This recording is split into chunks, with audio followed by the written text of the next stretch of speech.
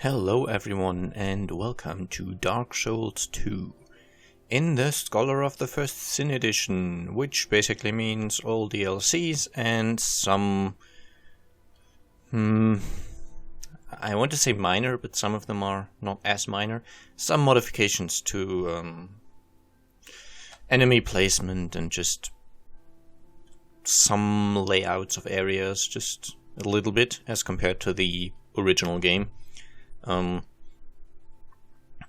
I've not played the original game, so some changes I will just walk past without noticing them. I'm aware of some of them, and I will try to draw attention to them as we get to them. We will do a new game, so yeah, let's hop right into it.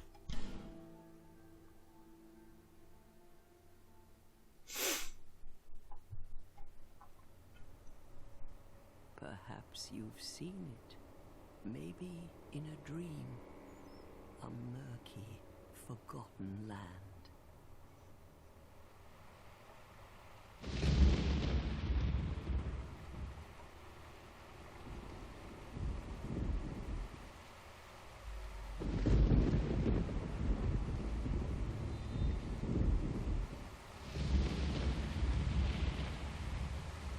A place where souls may mend your ailing mind.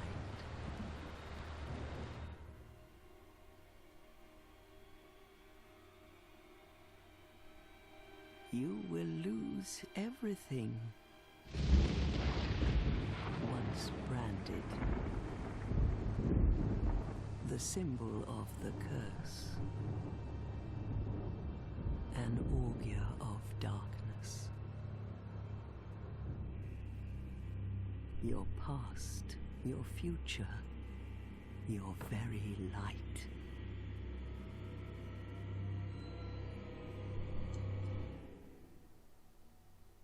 None will have meaning, and you won't even care.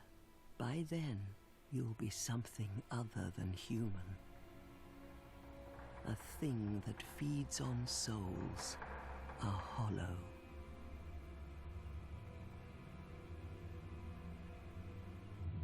Long ago, in a walled-off land far to the north, a great king built a great kingdom. I believe they called it Drang Lake. Perhaps you're familiar. No, how could you be? But one day, you will stand before its decrepit gate without really knowing why.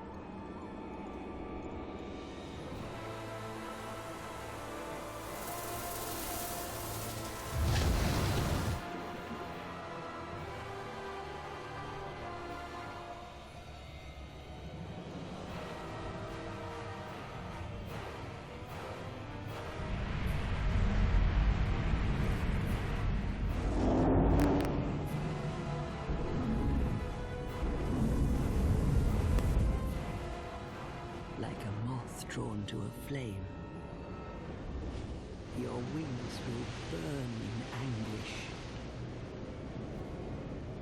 time after time.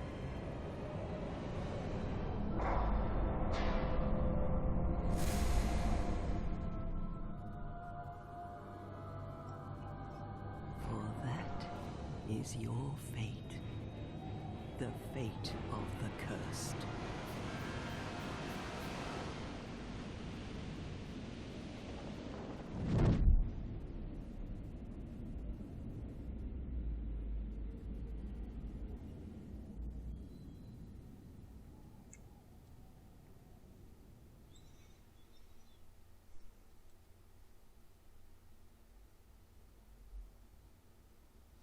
And once again, the loading screens contain little item descriptions. I have got the game installed on my HDD, not on the SSD, so that's well, that means the loading screens are a bit longer than they would be on Dark Souls 1, but the game is fairly large and SSD space is at a premium, so I'm okay with the longer loading times. It doesn't affect the actual in-game performance noticeably. I still run at 60 FPS throughout, so yeah. Anyway, one thing to note about story. When Dark Souls 1 was made, it was not made with the intention of having a sequel. That just kind of happened because Dark Souls 1 was very popular. And the sequel, Dark Souls 2, was not made by exactly the same people. There's a bit of overlap between the two, but not excessively much. And the overlap was often in different departments, so someone who would be doing a certain job for Dark Souls 1 would be doing a different one for Dark Souls 2. What this means is that you should not consider Dark Souls 2 proper canon, if that word means anything to you. It's somewhat set in the same universe, but really it's very separate. The notion that I found most useful was I consider Dark Souls 2 sort of high-class fanfiction, basically. And you do notice that at times that stuff has been put into the game just because it was so cool in the first game, so let's just put it in again. Where is it? I am very lost. Oh, it's over there. These guys down here, by the way, in this first area, will not attack. Unless you attack them, then they will gang up on you. And there's a lot of them, so best not to attack them, especially not in our current state, where we are at half of our maximum health and do not have any weapons. I've unequipped my armor just because it's pointless and I will get a new set before I do any combat. Over here is a rusted coin. I should note that this is maybe my second playthrough, and I've not finished my first playthrough. So really I've played for maybe 10-ish hours in my first playthrough, which is not nearly enough to finish the game. So yeah, bear that in mind. I don't know all the secrets and all the locations and all the good tactics and all that. But yeah, there will be a bunch of content that I will cut in order to spare you too much repeated content, basically.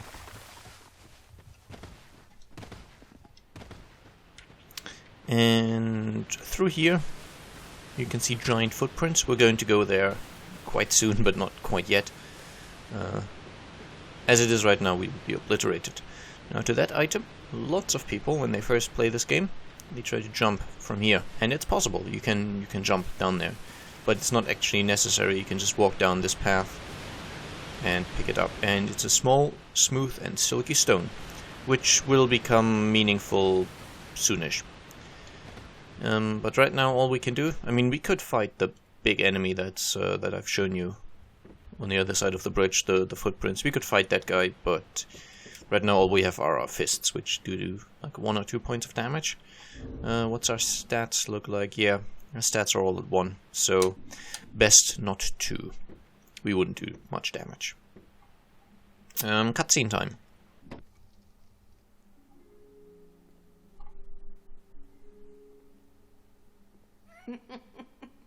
What seems to be the ruckus? Oh my, your face. The face of the curse. It's an undead. An undead has come to play. They all end up here. All the ones like you. You spoke to that kind old dear, didn't you?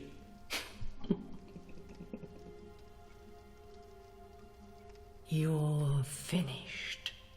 You'll go hollow. Yes, you'll become one of them. Hollows prey upon men, feast upon their souls. This is the fate of the cursed.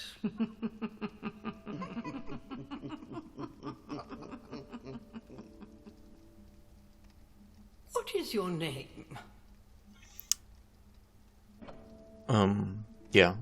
Again, keep in mind fanfiction. That's basically when you hear the story sections of this, just keep in mind fanfiction. I find it helps because it's very disjointed from the first game. There's one particular moment in Dark Souls 1, quite early on when you first meet Solaire, where in order to explain that kind of he's living in his own world, but you can still join up for boss fights, he says something, I think he says literally, the flow of time is convoluted. Which really, I think that was just a little plot device they threw in there to somehow explain the fact that he's in his own world, but, you know, for boss fights you can summon him sometimes.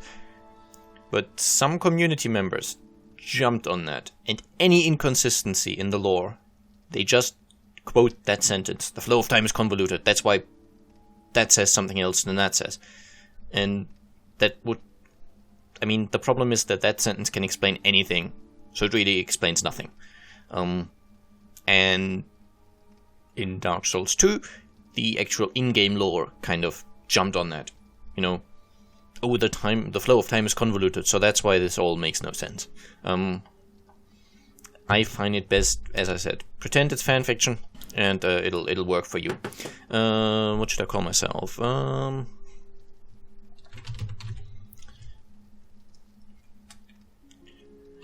Let's go with Charm. It's been a favorite of mine for a while.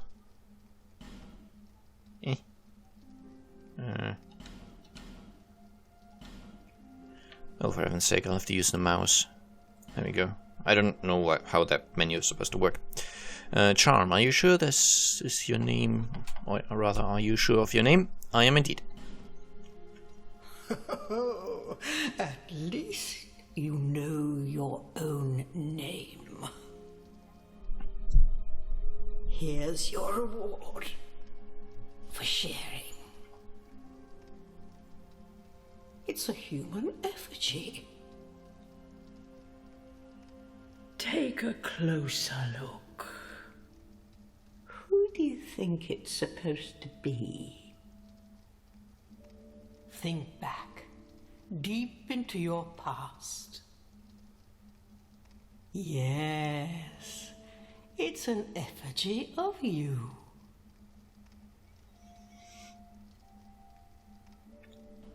And now we are in the actual proper character creation menu. I will quickly go over my game relevant choices, which are in class and gift. And I'll do the whole character creation, the making, like changing the looks and such off screen, because I don't think that's particularly relevant. Just one thing very quickly, because some people seem to like that. If you want to change your skin color to be something really hideous, you have skin color sliders 1 to 5, which you can basically change to make yourself like red or blue or green or all those colors that were somewhat difficult to get in the first game. You can just set the sliders appropriately and you will have a very strange looking skin. People sometimes really enjoy doing that, so that's how you do it. Anyway, class and gift. As for class, I believe high strength, dexterity, skilled with weapons. Now, I don't like the way they display the starting classes here, or at least I don't like the way they display the stats in sort of 2 rows. As you can see, bottom right, that's 2 rows. Do I have the mouse? I have the mouse. Haha. Down here. I think the mouse is not captured, so pretend that didn't happen. Yeah, bottom right, you can see the stats. So I've basically the level that I start off at. Vigor, which is HP, Endurance, which is stamina, Vitality, which is how much I can carry, Attunement, how many spells I can cast, Strength, and Dexterity, pretty much exactly the same as they were in Dark Souls 1. So this Strength makes strength weapons stronger, and Dexterity makes sort of swift weapons stronger. More detail on that as we get to it, but basically some weapons scale more strongly with strength and some more strongly with dexterity. Adaptability is a new attribute. It makes lots of actions faster, and it makes your rolling animation be better in the sense that you get more invincibility in it, and I think it makes you roll further as well. So, yeah. Intelligence for sorceries and faith for miracles. Problem is, you start off with a very, very bad weapon. Does it actually tell you what weapon I start off with? It doesn't, I think. But yeah, I start off with a kind of broken weapon, but this is the only class that starts off with a shield. That's another piece of sort of... I don't know why they did this, but they seem to have real trouble balancing the starting classes, which they still failed at, just like in Dark Souls 1. Some starting classes were a lot better than others. Like the Pyromancer started out with a really powerful spell and the ability to cast it, and still a fairly good weapon, the hand axe. So comparing that to something like the Sorcerer, who had a similarly strong spell and the ability to cast it, but started out with a dagger, which is not as good. I don't know. And I think they tried to fix this, but because of just how the game worked, they mostly ended up having to give certain starting classes like only half their equipment, or like a broken sword in this case. It's not as bad as the broken swords were in Dark Souls 1, but it's fairly bad. As you can see, the knight, for example, doesn't have a helmet, because giving him a helmet would make his... I think he wouldn't even be able to move very much, because he's already close to this carrying capacity thing, and it would also make him too strong defensively. He doesn't have a shield either, because, well, couldn't fit that in. The swordsman at least has 2 weapons, and a full set of armor, so that's good. I'm not sure. The bandit has... It starts out with a bow, so that's nice. Doesn't start out with a shield, though. The cleric, actually, he's worst of all, because his set, the Archdrake ropes, I believe they are, it's kind of an end game. They only gave him the rope. He doesn't have boots, he doesn't have gloves, he doesn't have a helmet, and he doesn't have a shield either. Simply because that would apparently make him too strong. Sorcerer, similarly, starts out without a shield, and only the dagger and the Sorcerer's Catalyst. Does get Soul Arrow, so that's good. And also only gets robes and boots, or pants, or leggings, I guess. No gloves, no helmet, because that would be too strong. The Explorer at least starts out with a ring. I think that gives magic resist, I'm not certain. And a full set of equipment, and also a dagger. The advantage of this class is it starts out with a bunch of equipment. And I believe the armor gives additional souls, but I might be wrong on that. But aside from that, he's really weak in the beginning, so he doesn't have good stats and doesn't have a strong weapon. And the Deprived finally is your choice for, well, stupid. Not really stupid, but he's the worst class. He doesn't really have a good stat spread, he just has everything at base and no equipment, so really annoying to get through the early parts of the game.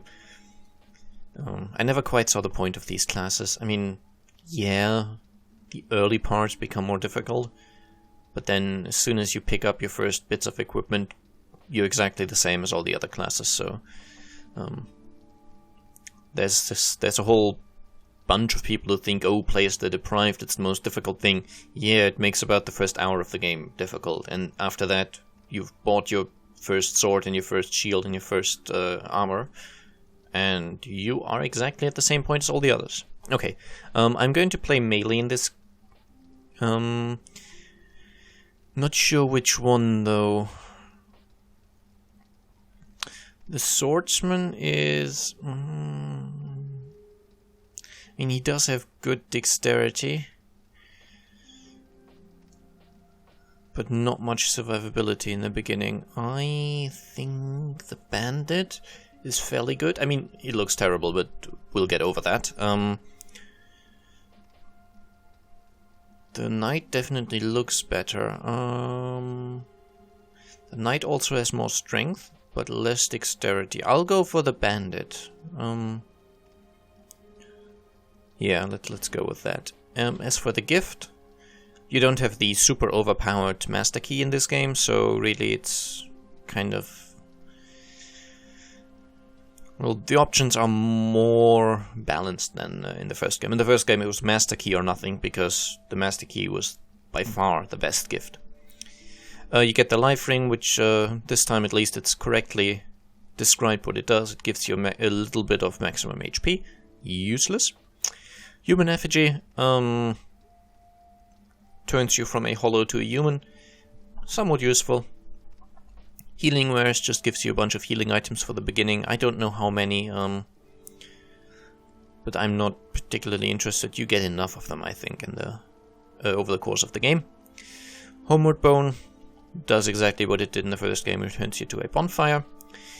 Seed of a Tree of Giants. The way these work is, if you're invaded by, I think, either an NPC or an online invader, and as you might have noticed in the starting screen, I'm playing offline to avoid spoilers and whole immersion breaking, and problem is, the first time I played this in my sort of private playthrough, I got an invader at one point who had a sort of very rude name, like very, very rude, and I would like to keep my content kind of free of that stuff, so I don't know. And plus, in order to protect people's privacy, I would have to edit out the names. And the problem is that they display on screen for the entire time. So I would basically have to cut any invader content anyway. So I'm just playing offline to avoid all that stuff. And yeah, I will be invaded, but only by NPCs at certain points, and not by bitch nigger 500 or whatever it was. Something along those lines. It was kind of, what the hell. I mean, it's not very rude. It's just immature and silly. There's a petrified something. We'll get to what that would do eventually, but I'm choosing a bonfire ascetic. Toss into a bonfire to raise the strength of nearby foes, only for those who seek greater challenges. And yeah, I kind of cut my train of thought off there. What the Seed of a Tree of Giants does is, if you're invaded and you use it, the invader will become attacked by the just enemies in the game. So by default it would be like in the first game, where the invader doesn't interact with the enemies, so they don't attack him or try to kill him, and I don't believe he can even do anything to them, but they just kind of don't interact. And if you use the Seed of a Tree of Giants, suddenly all the enemies around will actually attack your invader, so it kind of makes the invasion a little easier for you.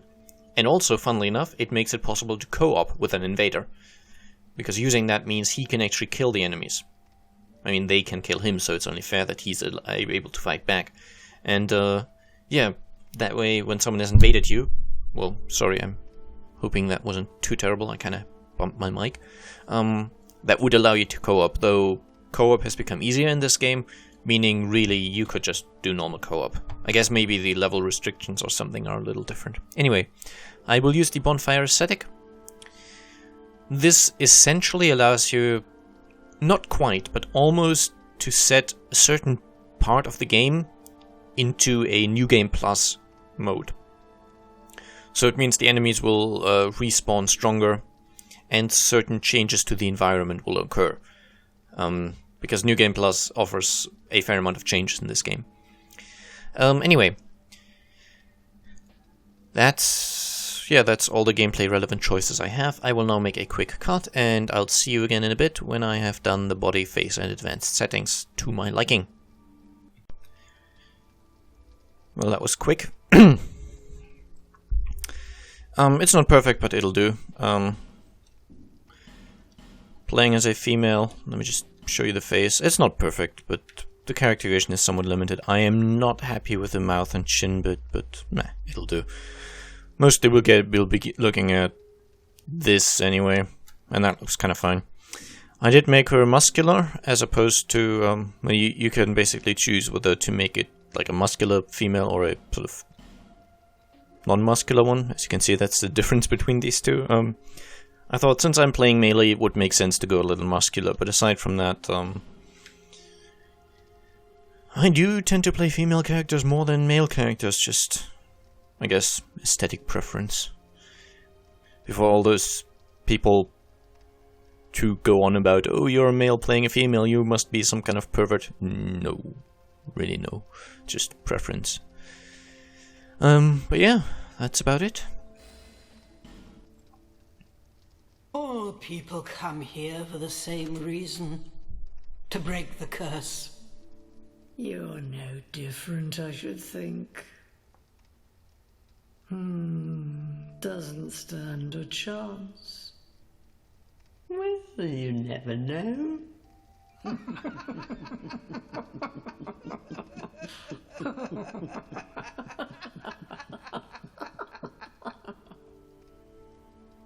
Go through the door and trot along to the kingdom. But remember, hold on to your souls. They're all that keep you from going hollow. Oh, I'll fool you no longer. You'll lose your souls. All of them. Over and over again.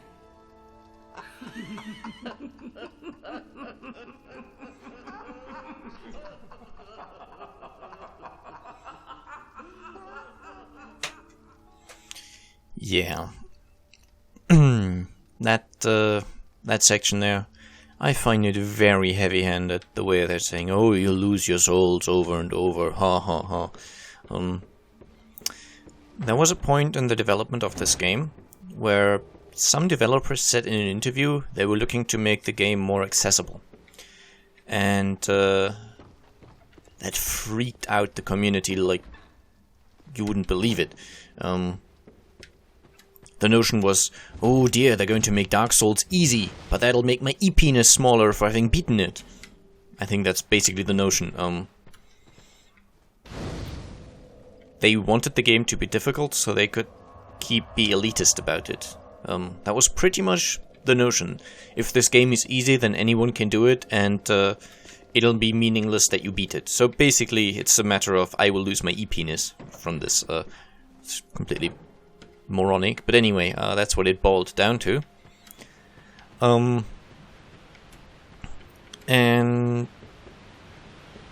yeah, the devs at that point, they paddled back like crazy, trying to make the game suddenly more difficult.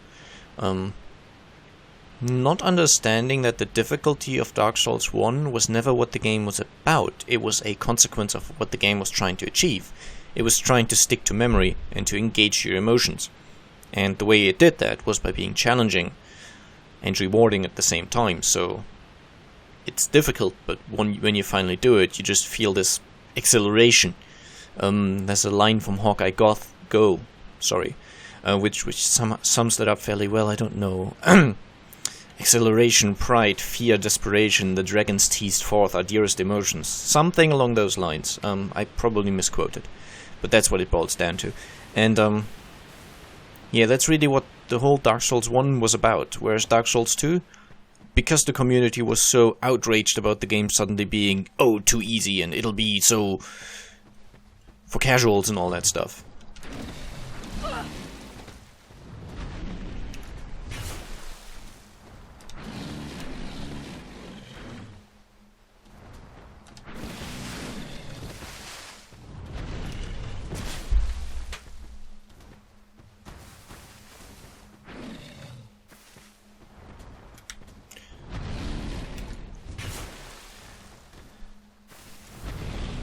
And quite frankly, I found that fairly hilarious.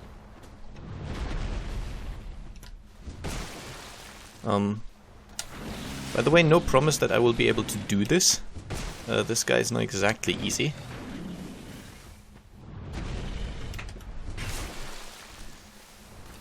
And I have no shield at all to in any way forgive mistakes. And there we go. The advantage is I really have not much to lose, so I will keep trying this until I do it. Yeah, and I will probably cut out the bits that I find uninteresting.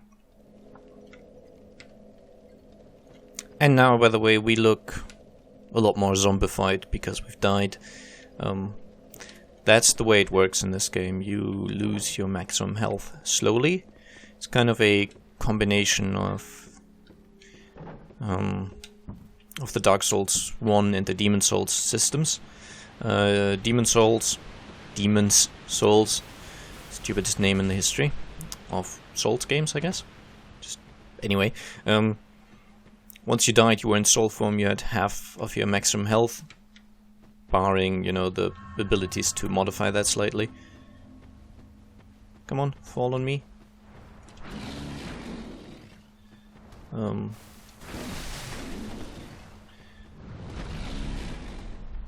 What you want is for him to sit down on you, like that.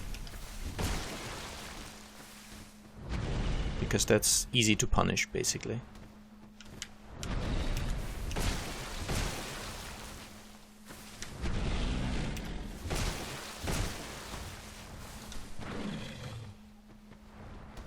Come on, sit down on me.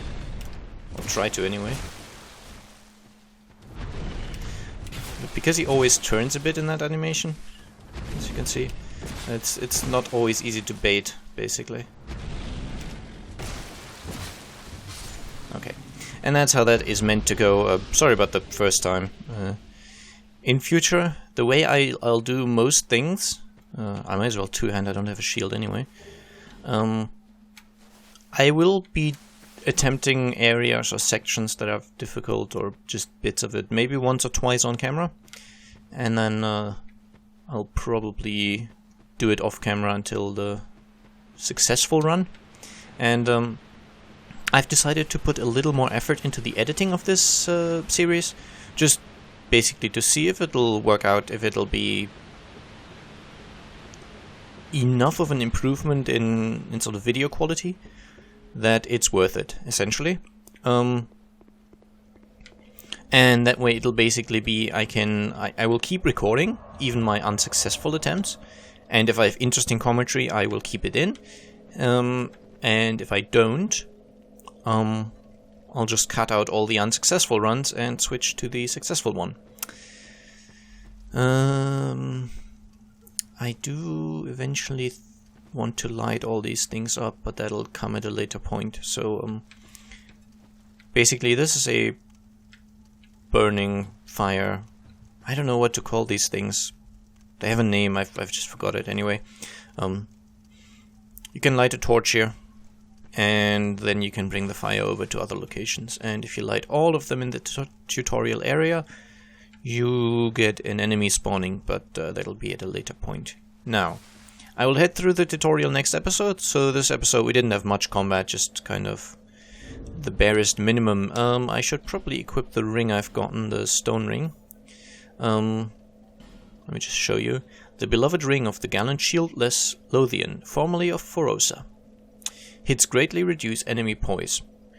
So that makes it easier to interrupt enemies by swinging at them. So if someone's casting a spell, for example, and I hit them, this breaks their poise more quickly and interrupts them faster. Because the way it works is, if you're, for example, casting a spell or doing some animation, attacking, whatever, and you hit during that, you are interrupted. Unless you have enough poise to kind of soak it up, you will still get the damage. But if you have high poise, then it won't interrupt you. You'll just keep going with your attack animation or your casting animation. And this ring basically means I do more damage to the poise, without actually dealing more damage to just more straight up damage. The effect may seem trivial, but for those who comprehend how critical it is to exploit a hole in enemy defenses, the significance of this ring will be clear. And since I don't have any other rings at the moment, I might as well equip it. Start out with 25 wood arrows, that's not bad. Yeah, anyway, I do hope you enjoyed the episode, and maybe we'll see each other again in the next one. Bye bye.